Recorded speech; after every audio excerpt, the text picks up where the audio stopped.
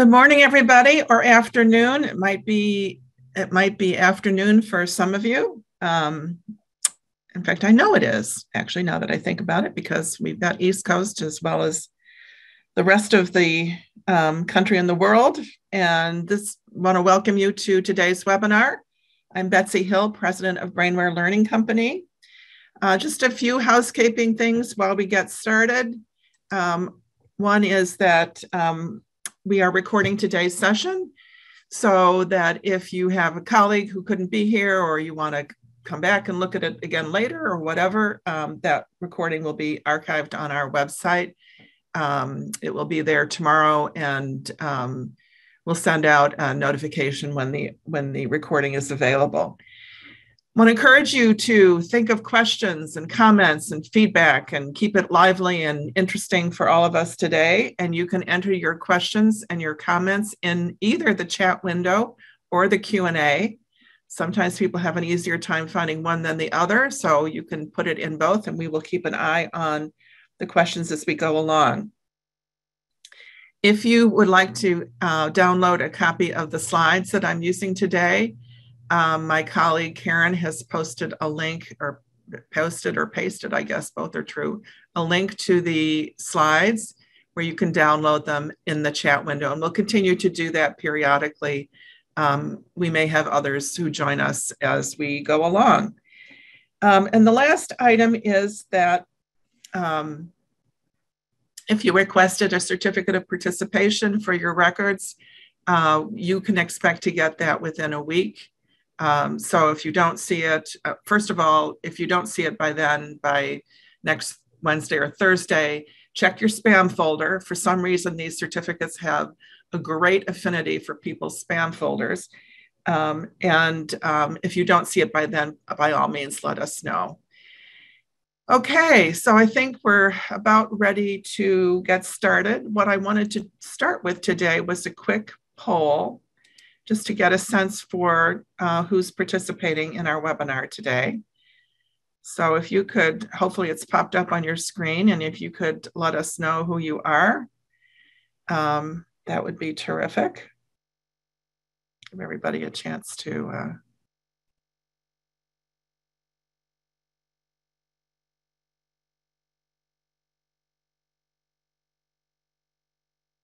all right, so we have, I'll let it go for just another few seconds here so that everybody can weigh in and let us know.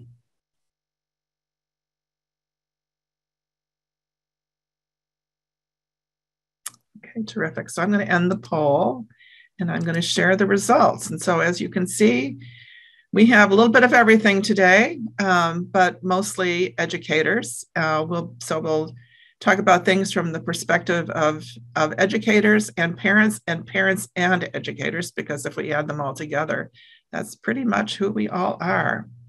So I'm going to make that go away, and I'm going to close that, and we can go ahead and get started.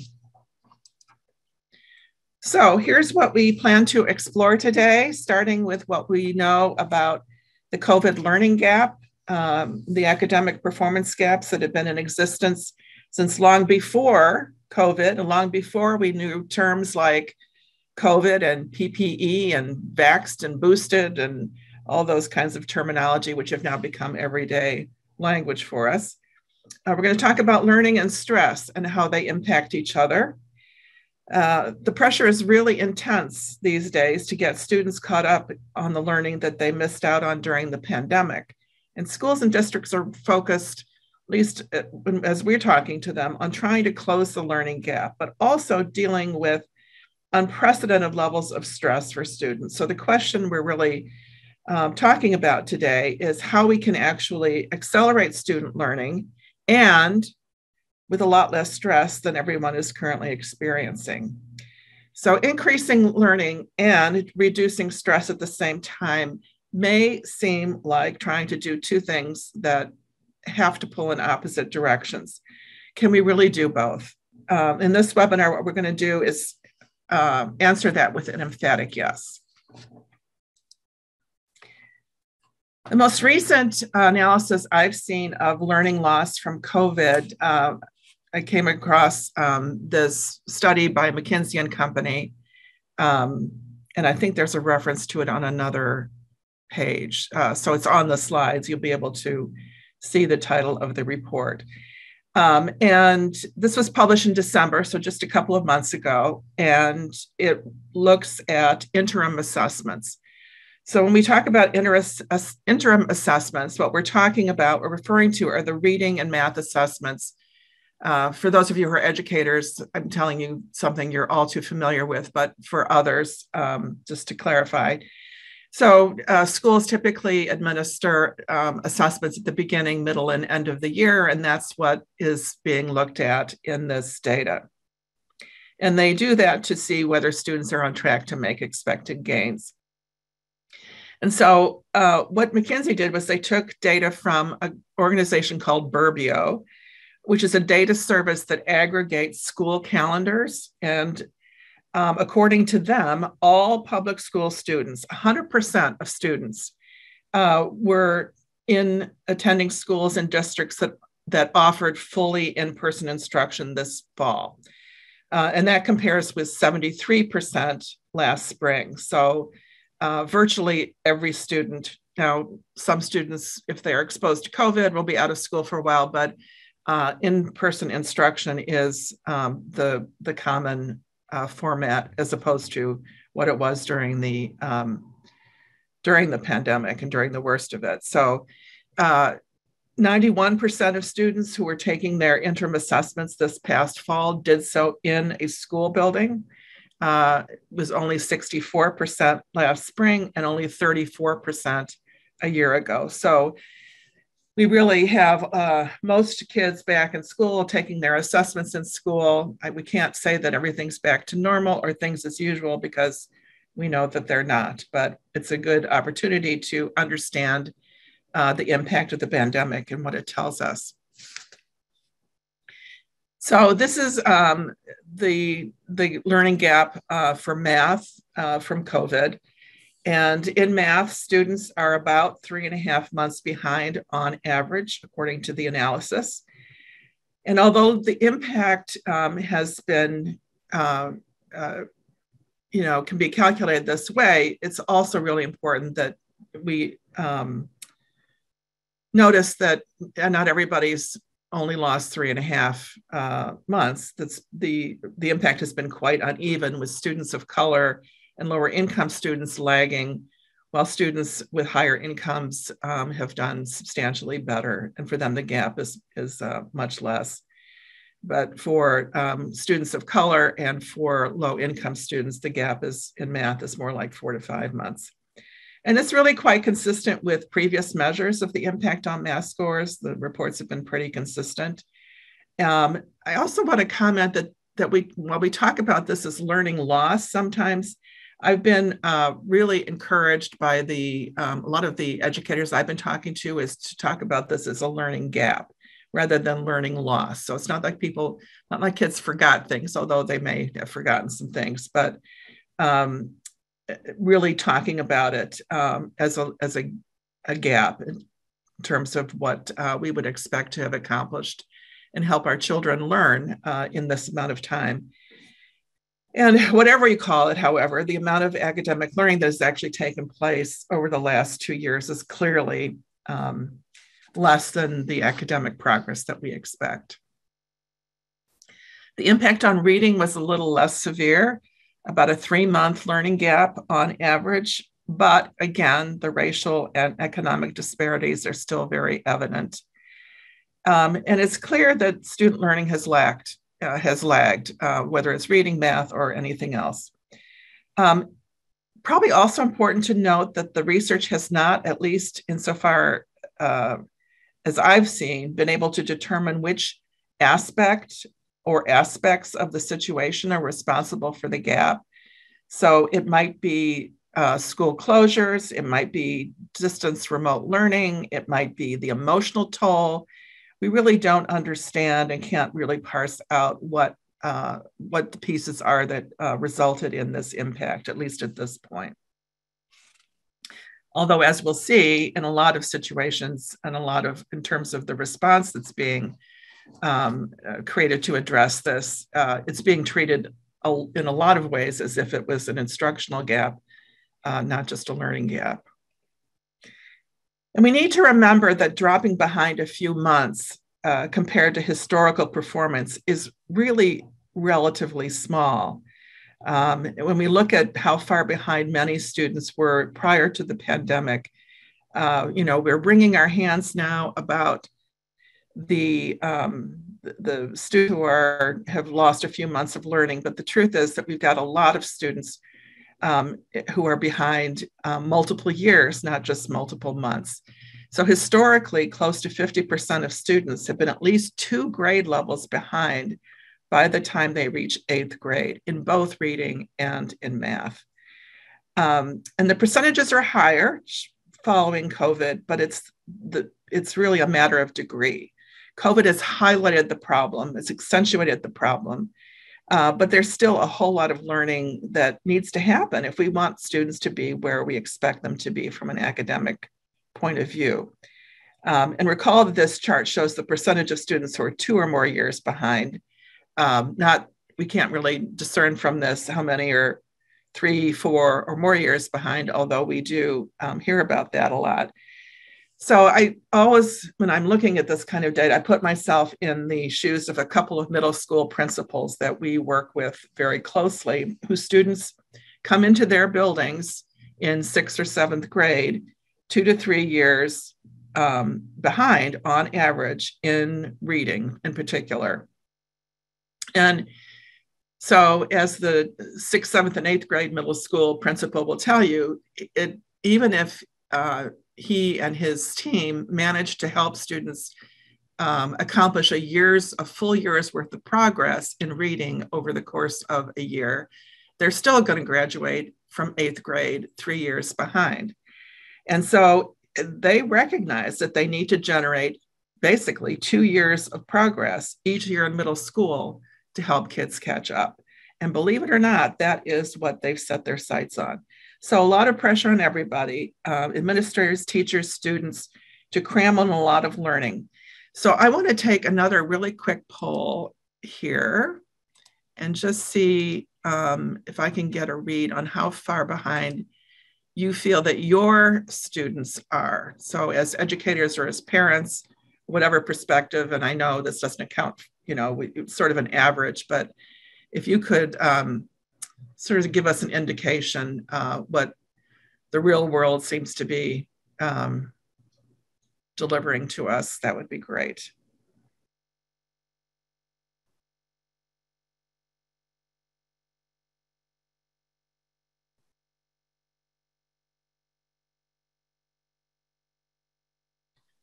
Okay, I appreciate everybody's responding to this. That's great.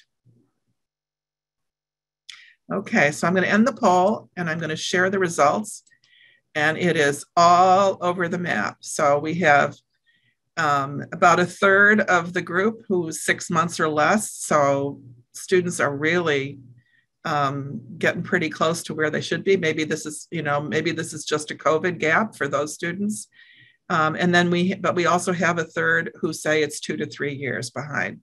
And so not surprisingly, and my guess is that you've got kids in all of these situations in most classrooms, that you've got this tremendous range, this tremendous variability among students in terms of what they know and what they can do and how much progress they've made.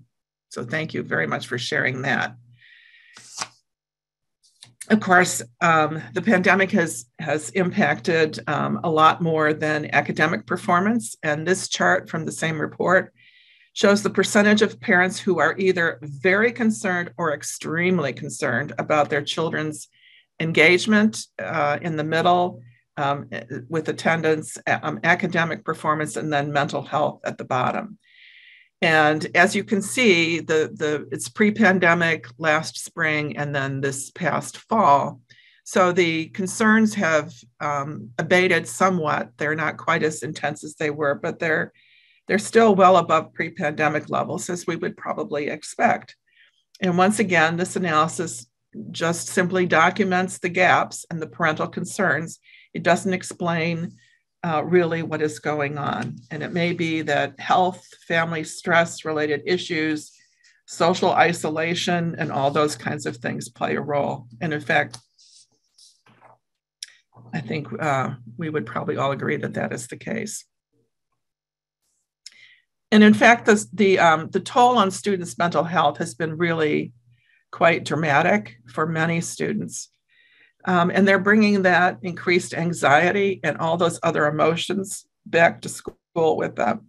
This is a quote from a Pew Institute study that looks at the impact of the pandemic on children's mental health issues. This is a very poignant quote, I think. You know, the grief, anxiety, and depression children have experienced during the pandemic is welling over into classrooms and hallways. Crying, violence, bullying, sadness, a lot of difficult situations. And in fact, if you're a parent with a child suffering from a mental health issue, you probably don't need this announcement to tell you that the organizations that deal most directly with youth mental health, so the American Academy of Pediatrics, Child and Adolescent Psychology, or Psychiatry, pardon me, and the Children's Hospital Network, came out in June with a statement that the pandemic-related decline in child and adolescent mental health is actually at the level where it's a national emergency.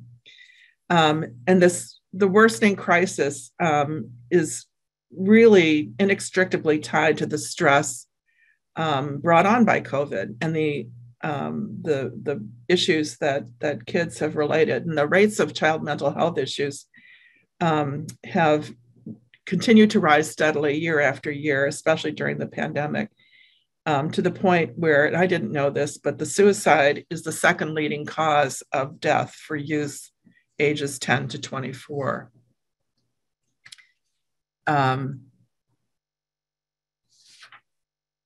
So let's talk a little bit remind ourselves what we know about what the science tells us about stress and learning. And here we can think about it in a couple of different ways. Acute stress, that is, go into a really stressful situation, triggers, of course, the fight or flight response. Our palms get sweaty, our heart rate increases, we get ready to fight or run away.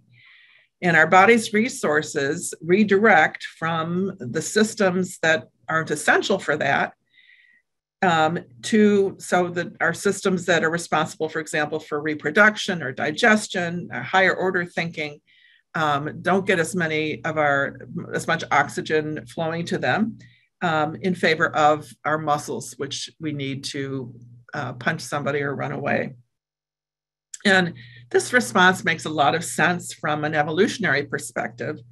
As humans, when we experience the stress response, it allows us to respond to attacks and other threats in prehistoric times. So, for example, if there were large hungry predators out on the plains, that stress response was served us very, very well. Today, the stressors are likely to be different, but the physical responses are the same. So our bodies respond essentially in the same way, whether it's a man-eating tiger or an oral presentation in class. In these types of situations, stress or fear overrides cognition, and we can't think about things, we can't learn as well, or not nearly as well. So if you think about an experience maybe that you had sometime in your life when somebody insulted you, and you just couldn't think of a response right away. The next day, of course, you had the perfect comeback, but not at that time. So we need to get into that later, cooler, calmer, more collected moment before we can come up with response, because it requires our higher order thinking and our cognition. Chronic stress also has its obviously very significant problems. And one of the things that I do want to point out is that stress is not all bad. A certain level of stress is actually very useful. It helps us keep alert and focused. But when we're repeatedly exposed to very high levels of stressful conditions, that has a detrimental effect. It's a factor, for example, in age-related cognitive loss. And early in life, chronic stress has a negative effect on the parts of our brain that continue to develop really rapidly after birth. So that's especially the cognitive processes that we now refer to as executive functions. So it's the frontal lobes in our brain. It's also chronic stress affects a small structure in our brain called the hippocampus. The hippocampus is essential for creating long-term memory. It's what helps us take what we are talking about learning now and create it and turn it into memory that we can retrieve tomorrow, next week, next month, next year, and for the test, among other things. So there are a lot of studies that have shown that stress generally impairs a whole bunch of processes that the hippocampus carries out. And it can actually result, chronic stress, in atrophy or withering away of some brain regions that are involved in learning, and concentrating, decision-making, self-regulation, planning, all those things that are so important for success in life. Not only can stress impair learning, we also can turn that around because learning situations themselves can be stressful. So think about some of the things that many students experience in their learning environments, especially over the last couple of years. Chaotic classrooms, difficulty engaging in online learning, fear of embarrassment. So some kids might have trouble reading when the teacher calls on them. Changes in routines these days. So we have now these things called e-learning days. We don't have snow days anymore, or for the most part. So type your thoughts into the chat window about the kinds of factors that you see kids stressing about, or do you think are causing stress in a learning kind of a situation.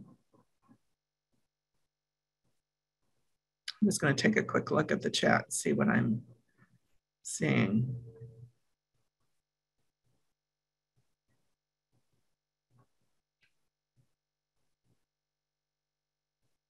All right, everybody's thinking deeply about it, looks like. So all of those things that I'm sure are coming to your mind now can make learning situations stressful, and that will be especially the case for students who learn differently. So what do we mean when we talk about students who learn differently? This image comes from a book by Todd Rose called The End of Average. And the concept is pretty simple, but it's very important. If you look at this student's skills, they are on average, but none of the individual skills is average. And you could take another average student and measure their skills and get a very different profile. So hiding behind all this averageness are strengths and weaknesses, opportunities and stumbling blocks that are routinely missed by parents and schools. So even more important, when a student has skills that are highly variable, learning situations will be unpredictable. One learning experience will be easy, the next may be very difficult, and it isn't obvious to the student why that is. Kids don't know why they struggle with some things or excel at others. At least usually that's the case. So inexplicably, some things are easy, some are hard. Some types of math problems will be obvious, others totally obtuse. Some language tests will be super hard, others just, like water flowing off a duck's back. And in fact, uneven cognitive skills, and we're going to talk a little bit more about cognitive skills, can be just as stressful, sometimes even more so for a student than having a more consistent but less strong learning skills. So what happens is, a lot of frustration, a lot of anxiety. Teachers and parents may say to a child, come on, you should be getting this, you're so smart. But there's something that's standing in the way. So if we think about all the different lenses we can take to look at how students vary, the most obvious for most educators is, and the one that shows up on every report card, of course, is academics. Reading, math, foundation for all kinds of subject matter, and that impacts standardized tests. And that goes a long way to determine in life what opportunities our children will have. That's the what. So there's a lot of variation in what kids know. There's also a lot of variability in why kids know that and why they are learning. So very strong differences in their awareness of their own abilities, their abilities to manage themselves and their behavior, their ability to engage in productive and mutual personal relationships, to make good decisions, all those kinds of things. And then lastly, the cognitive reasons, and the cognitive factors. And the cognitive factors are how we learn. So we want to take a little example here. Let's take a skill, a cognitive skill called cognitive flexibility, or flexible thinking. Sometimes it's called that. So this is a skill that's essential in when we need to change our approach to a problem, but also in shifting between mental processes. So let's say you have a student who reads, there we go, who reads really fluently, but when they come to a word they've not seen, they get, really stumble over that. Or maybe they can power through a math problem until they get to one where the approaches that they know don't work, and then they have to deal with that, and it just seems unfair. I'm doing all the things I know I'm supposed to do, and I can't figure this out, and they have a difficult time adjusting. So if we understand that this student has weaker cognitive flexibility, then this combination of academic struggles, so it might show up partly in math, it might show up partly in reading, it might show up in a whole variety of different kinds of situations, but it all can be traced back to some limitations in their cognitive flexibility. So for example, in reading, and there are a variety of examples in reading where cognitive flexibility would come into play, but we have different processes in our brains to recognize a sight word versus sounding out words, articulating the sounds that each letter or group of letters represents. And so decoding, in fact, requires cognitive flexibility, because our minds have to switch back and forth. As mature readers, we do that really quickly. But if we have some limitations there, that could be a problem. In math, science, engineering, a student may have really strong reasoning skills, know their math facts and formulas, but if they encounter a problem and their first approach doesn't work, cognitive flexibility is needed to adapt, to step back, regroup, try something different. And I have a picture of Thomas Edison here, who famously is credited for trying 10,000 different approaches before he got a solution to his light bulb problem. So not everybody has to persist and use their cognitive flexibility through 10,000 iterations, but sometimes we do. Maybe this hypothetical student we've been talking about with limited cognitive flexibility also has a difficulty with social relationships and social cues. Their friend is late, and they immediately think, oh, I must have done something to upset them, or they don't like me anymore.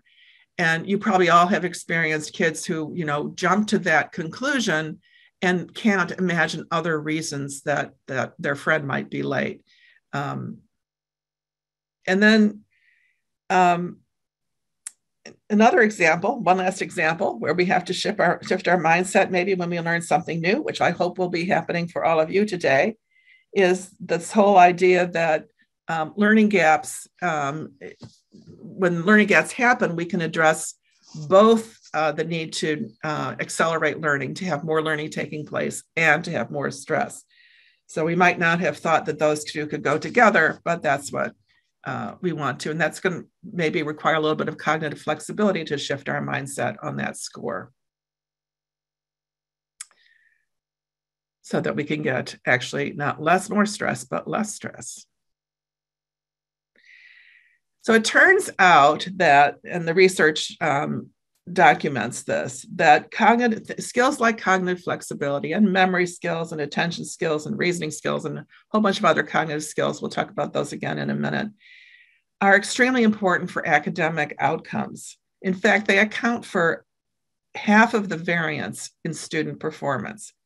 So what that means is if you take two students, one an A student, one's a D student, who've gone to the same school for 13 years, half of the difference in their performance is accounted for by cognitive skills. Not academics, not instruction, not class size, not a whole bunch of things. Actually, this is the greatest predictor. So here's a chart that many of you are familiar with if you've attended our webinars before. It shows us, it's one that we use to talk about cognitive skills and how they actually form the foundation for learning. So what we have on here is the, up at the top, it's all the reasons that we are all in this business. We want to help our students get a good job, get as far as they can academically, be contributing members of society. And in school, the focus tends to be at this next level, reading and writing and math and science, technology. Increasingly, social emotional learning also is playing a role and is being addressed in schools. But by and large, there's not a lot of focus on this underlying cognitive infrastructure, we can call it. And so it starts down at the very bottom with foundational cognitive skills. These are things like attention and visual processing and auditory processing and processing speed. These are the basic ways that information gets into our minds from the outside world. So if those are happening efficiently and accurately, that's great. We get a really good start to the learning process. The information gets in and gives our minds a chance to work with it. The second tier up, which is getting more attention these days, at least in name, is a special group of cognitive skills called executive functions. And there are three core executive functions: working memory, which is our ability to hold information in our minds while we think about it; inhibitory control, pretty much what it sounds like. So it's our ability to stop ourselves from doing something we otherwise would do; and cognitive flexibility, which we've just been talking about. And all of these are part and parcel. They're very integral to actually our ability to learn, whether it's reading or math, even the basics, the things that we otherwise would consider the basics. So for example, if I ask most teachers, elementary school teachers in particular, even middle school teachers, about the basics of reading, I will typically hear something like, the basics of reading are decoding and fluency and comprehension. And indeed, those are important skills. We cannot become good readers without them, but they're also not the most basic. So for example, there's no decoding part of our brain. In fact, I just made reference to that there are a couple of different systems in our brain that we have to use, and we have to shift back and forth. We have to sustain our attention. We have to visually discriminate very quickly in thousandths of a second between a B and a P or an M and an N. So all of these basic mental processes that were on that previous chart are part and parcel of decoding, part and parcel of fluency, and play a huge role, of course, in comprehension. If you think about what's happening when we're reading and comprehending, you're going through a text, you're taking in pieces of information or events in the story, and you're holding them in your mind. You have to remember the beginning of the paragraph until you get to the end. You have to create the feeling of the whole thing and all the details and how they fit together. All of that happens in working memory. Working memory is our only conscious processing. And so that's a contributing factor for many students who struggle at the level of comprehension, even when they're doing well in these other sort of basic, which are not so basic skills. Math, same principles apply. We tend to think about math as the order in which we teach math. We teach subtraction or addition, and then subtraction, then multiplication and division. So we start with basic counting, then we add in the operations, and then we get to more difficult concepts like ratios and fractions and things like that. And all of these, again, require a whole bunch of different cognitive skills, even something simple as counting. So those of you who are parents, have been parents, work with young children, you probably have seen that when children start to be able to count, not just 1, 2, 3, 4, 5, I know my numbers, but actually being able to count a number of things. Now think of that even as an adult. If you're in a room, let's say you go to a meeting room, and this could actually happen these days, where you want to count the number of people in the room because let's say there's a limitation, a COVID-related limitation, how many people can be in that room. Well, if you're going to count the people in the room, you have to keep track of which ones you've counted and which you haven't. That happens in working memory. And so even something as basic as that requires these underlying cognitive processes and requires them in spades. Problem solving, geometry and calculus, especially in those more advanced areas, visualization, spatial memory, visual spatial processing, abstract reasoning really come into play, which is part of the reason that you can be very good at math in elementary school and not so good when you get to those more advanced levels of math, or vice versa. There are a lot of kids who thrive and just soar when they get to the kind of math that really capitalizes on visual spatial processing, but who had difficulty before. Now, I want to emphasize here that these cognitive processes are the same, whether they're academics or social and emotional. Sometimes we tend to think of these as being different, and I want to make sure that I don't give that impression. In fact, I want to refute it actually very strongly, because working memory is the same whether it's academics or whether we're holding somebody else's point of view and thinking about the conversation while we're talking to them. Inhibitory control is the same process in the brain, whether we're questioning our assumptions or not punching somebody in the nose when they get mad at us or when we get mad at them, or both ways. So one of the other really important things to understand about cognitive skills is that they can be strengthened. So we've said they account for a big part of academic performance. They can be highly variable. They're really critical in the learning process. And so what do? We know that all of our kids don't come into our world and our classrooms with great cognitive skills across the board.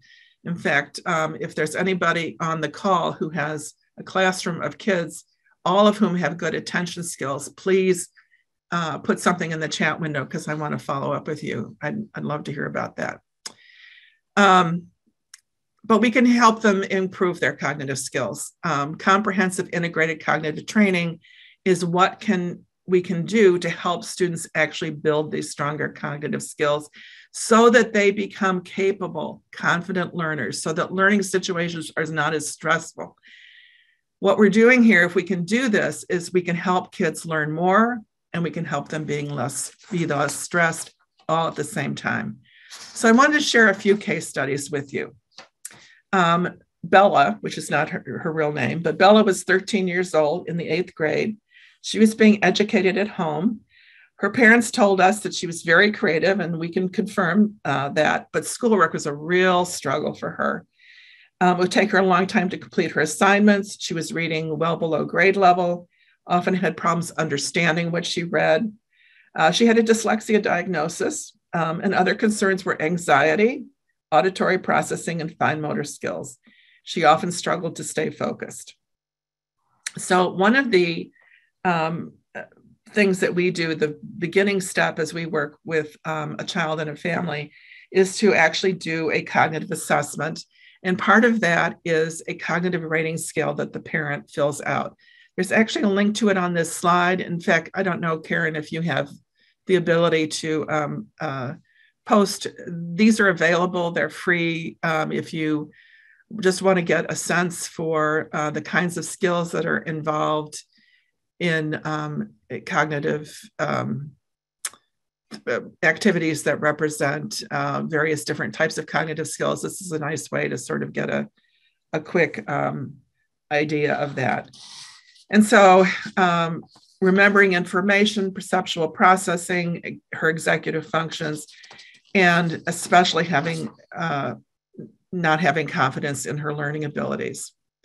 The other thing we do is a nationally normed cognitive assessment so that we can look objectively at the skills that might be getting in the way of learning.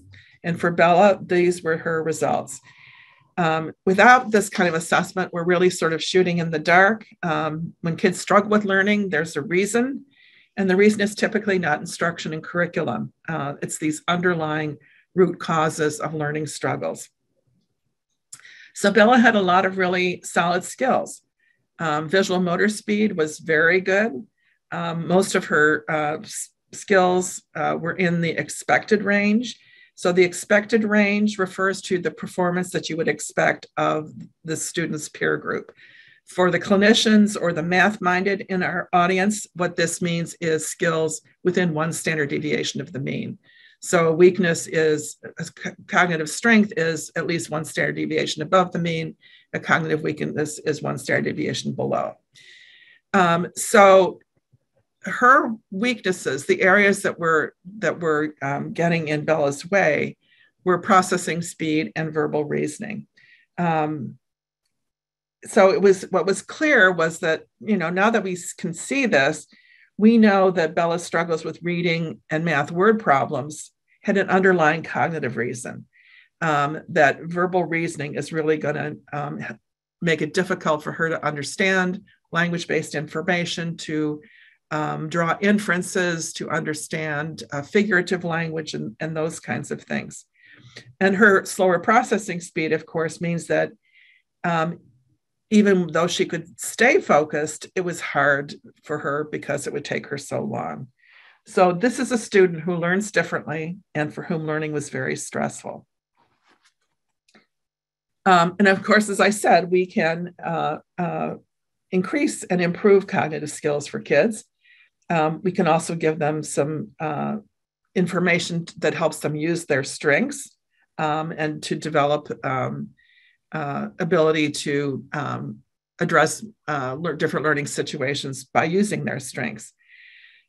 But in order to build them up, we use a cognitive training program called Brainware Safari. And Bella went through that program, was coached by one of our cognitive training coaches. And this is what happened afterwards. So 12 weeks later, after her training program, she took the assessment again. And this time she had a couple of skills, visual memory and abstract reasoning, that moved into the strength range. So she was already good at remembering visual information. She was already good at conceptual thinking, seeing patterns with non-language based information, but she's now even better at them.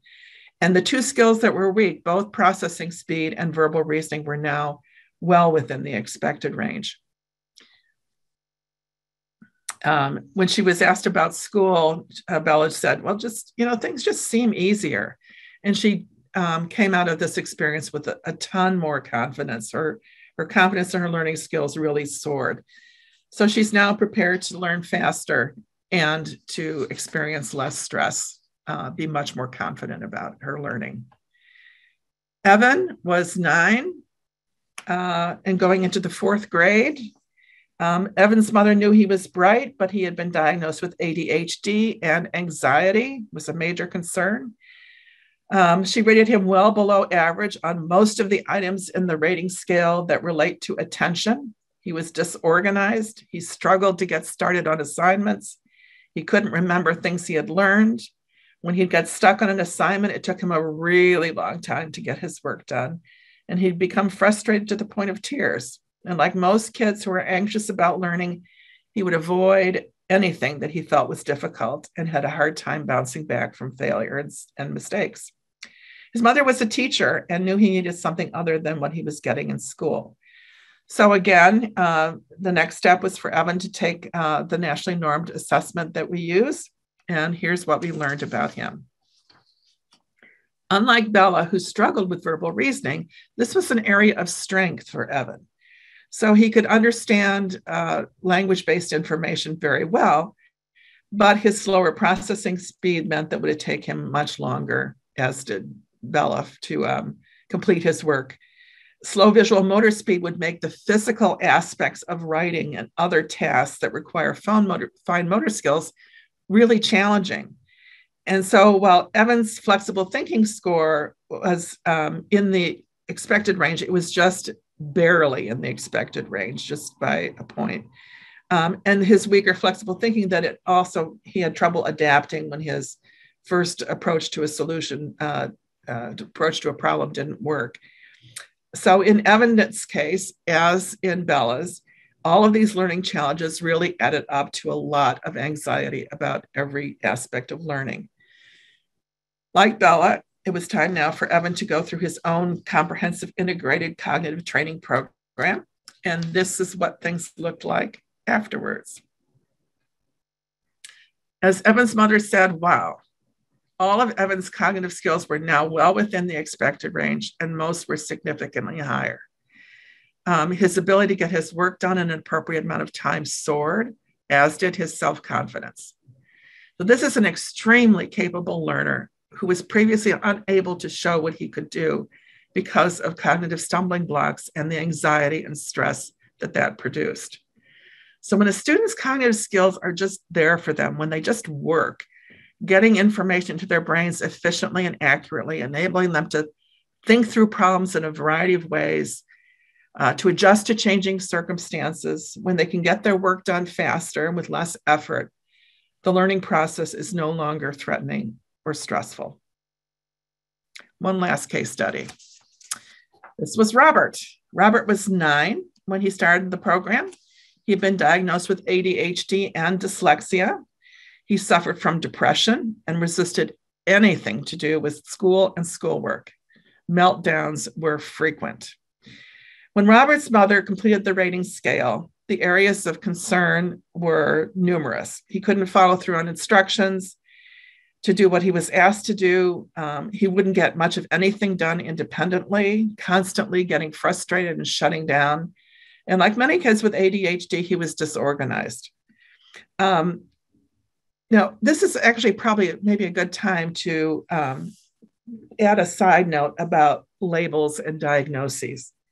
So we've talked about actually each of these kids, I think, had an ADHD diagnosis. One was dyslexia.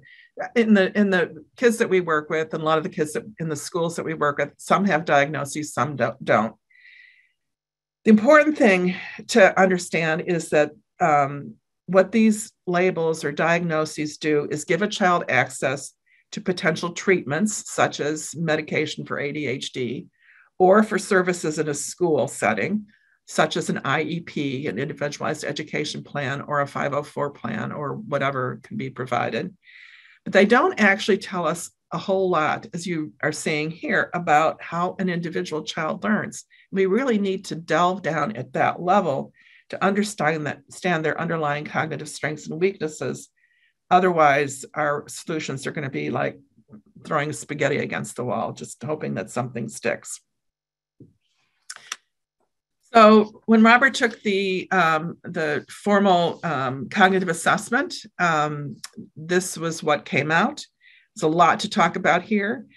First, I want to say one really important thing, which is while you see the none under cognitive strengths, just to be clear, Robert did have cognitive strengths, stronger areas to build on, just like every child does. So all this says is that he didn't have any cognitive strengths where he scored in that top range, that top 16% of the population. Now you'll also see that all of Robert's complex reasoning skills, abstract reasoning, spatial perception, verbal reasoning, those are all in the expected range. So he can think with abstract information. He can think with spatial information. He can think with verbal information. He can actually focus and sustain his attention. His fine motor skills are on par with his peers, but he struggled mightily with learning. Under skills to support, you'll see two executive functions, working memory and flexible thinking. So while he understood, we've talked about these skills. While he understood the material, he got lost in following multiple steps. So he ended up feeling dumb. He would get stuck when a task changed or his first approach didn't work. So he would assume that he couldn't understand it, and then we'd just give up. He struggled to see things from different perspectives, and his teachers called his thinking rigid.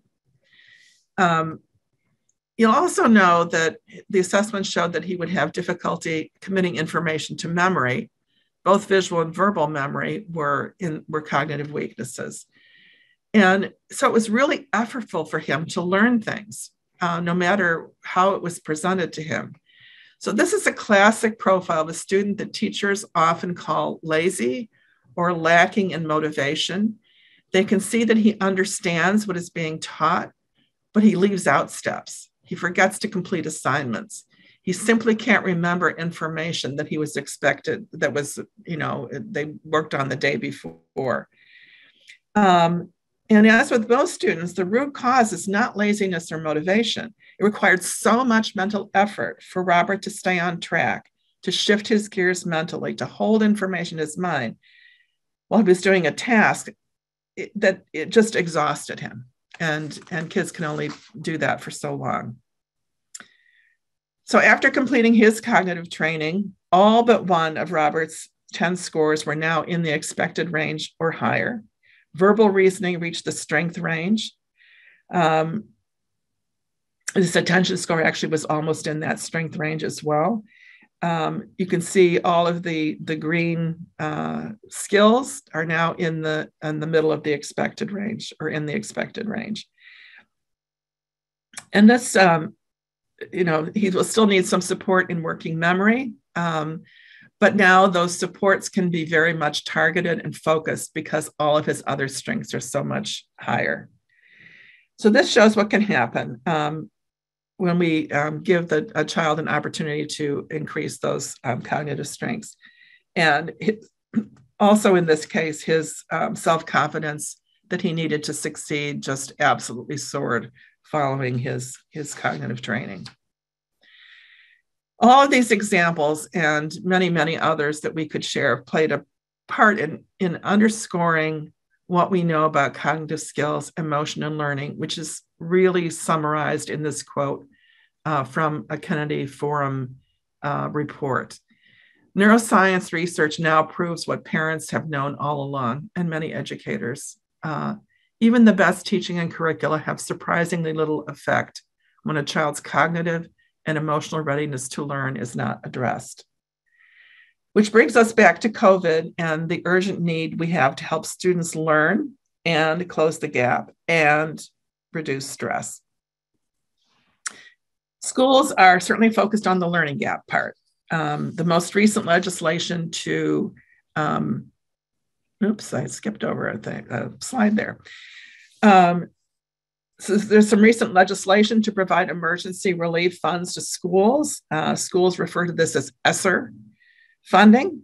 And it's this third phase of it amounts to $122 billion for schools.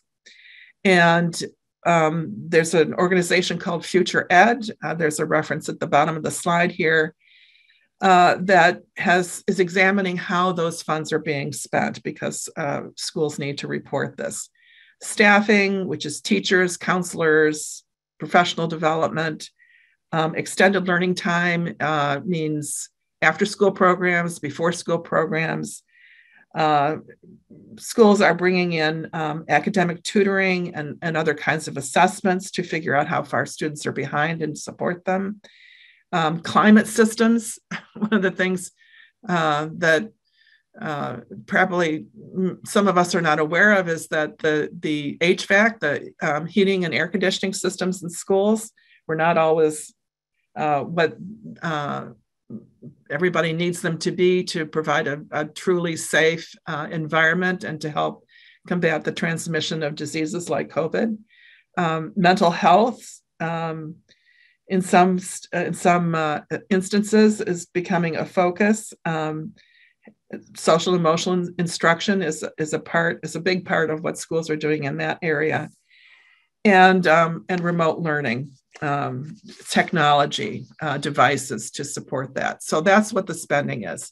So I want to go back and just draw this little comparison. For the factors that we know have the biggest effect on academic outcomes, the focus in schools and in trying to close the learning gap is still focused largely on curriculum and instruction, on all those factors that come into play there. So it raises a sort of interesting question, I guess. We've talked about some case studies, and hopefully that helped you really get a feel for what this could mean to a child. But we also have worked with schools, and this is very possible to do the same kind of work in a school setting. So these data are hot off the presses from a school that we started working with at the beginning of this current school year. They sought to help some of their kids who were very far behind following the disruptions from COVID. They had 32 students. They've added a second cohort since January 1st. And what we have here are some cognitive pre and post-test data for the 29 students for whom the data was available. So what you're looking at here are all of the different subtests in the cognitive assessment. The first three are the executive functions: attention, working memory, flexible thinking. 2 areas of memory: visual and verbal memory. 3 complex reasoning skills: spatial perception, verbal reasoning, and abstract reasoning. Visual motor speed and processing speed, and then an overall average of these. So you've got lines on here, both showing the expected range and then sort of the middle of the expected range. And so what you can see here is that for these students, they scored at a level on the pretest on average that would put them at risk in working memory and verbal memory. Those were actually below the expected range. So at the 12th percentile and the 6th percentile. So these are kids who obviously are going to have difficulty learning, remembering verbal information, and holding information in their minds while they think about it. So obvious reasons for them to be struggling academically. The other executive functions, attention and flexible thinking, were at the low end of the expected range. So there's a level of concern there for sure, even on average. And we know some of these students there's a good deal of variability here. And actually, as we commonly see in low income schools, about 70% of the students in this school showed a deficit in attention and or working memory. And remember, these are averages. So every individual student has a different set of cognitive strengths and weaknesses, but this is a group that is going to be held back by their cognitive struggles more than many of their peers. And these were not students who were on IEPs, by the way. So the school also implemented cognitive training. And what I'm going to show you next is the results of the post-test along with the pre-test.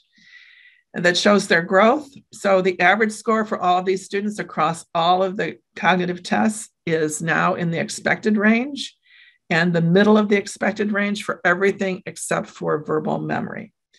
In recent conversations with the principal and the teacher who coached these students, they reported that only one of the students in this cohort had an F in any course at the end of the semester. And this is a group of students who would have been expected to have substantially more failing grades than that. They also shared with us that there were some significant gains for many of these students on the interim assessment. That they use an assessment called ClearSight, which predicts performance on state standardized testing. So whatever you feel about standardized testing, the annual state assessment is still important, and a lot of the interim assessments actually are used to anticipate student performance. And the biggest thing that these teachers noticed about their students, huge gains in self-confidence. So as we look at the questions you may have entered in the chat window and or the Q&A, hopefully there's a lot of great questions there. I'm going to ask my colleagues to paste, if you would, paste or type these links into the chat window. The first is for a parent. If you would like to schedule a call to talk to us in detail about your child in a free consultation. And the other is for educators, schools who would be interested in scheduling a time for a demonstration and to get into a little bit more depth on how this can work in a school situation. So we've covered a lot. Hopefully you found it helpful and informative, and I'd love to answer any questions that people have. Okay, I'm going backwards, I guess. Sandra, the class range for this school that I'm showing you here, this is a 7th and 8th grade middle school. But we have worked with students at all different levels, elementary up through college level and even adults.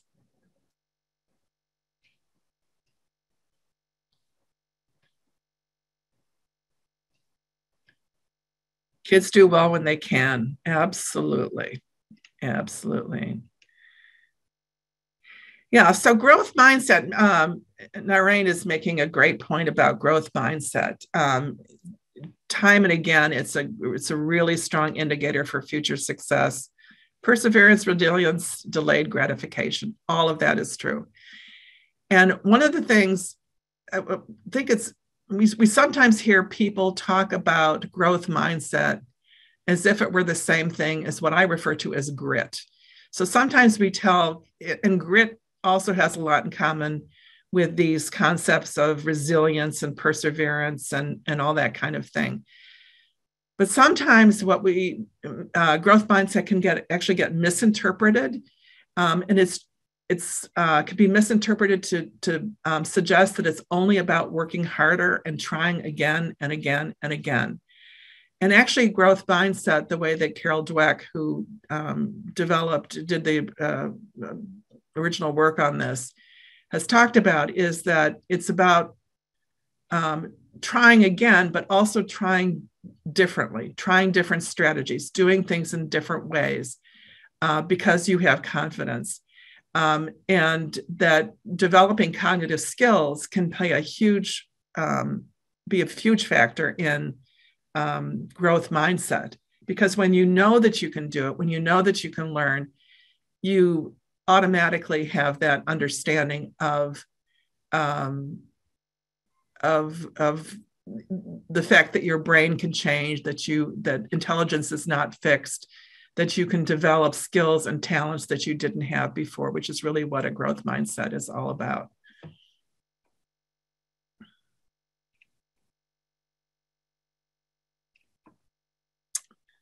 Okay, I'm looking back.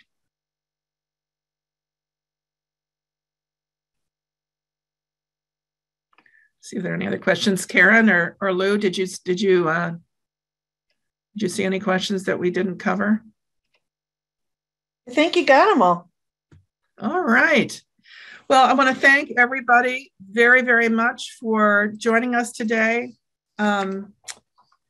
We hope it was informative. I hope it was helpful. I hope we have an opportunity to continue the discussion with you. And we will look forward to seeing you at our next webinar in the Neuroscience of Learning and Teaching series. So I hope you all have a great day, and we'll talk to you again soon.